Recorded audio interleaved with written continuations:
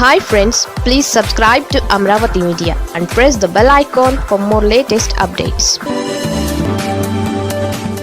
YS భారతిని తిట్టిన కిరణ్పై కేసు వెనుక టీడీపీ మాస్టర్ ప్లాన్.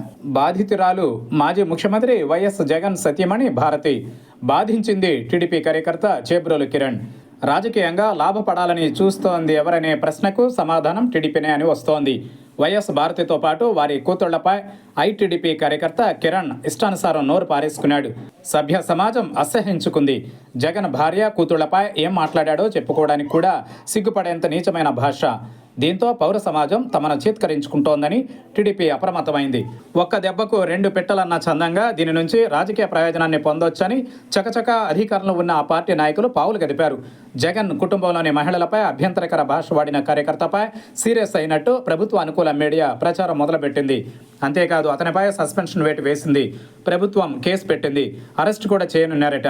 ఎప్పుడైతే వైసీపీ శ్రేణుల్లో తీవ్ర ఆగ్రహావేశాలు వెల్లడవుతున్నాయనే సంకేతాలు వచ్చాయో అప్పటి నుంచి ప్రభుత్వంలో కదలిక మొదలైంది.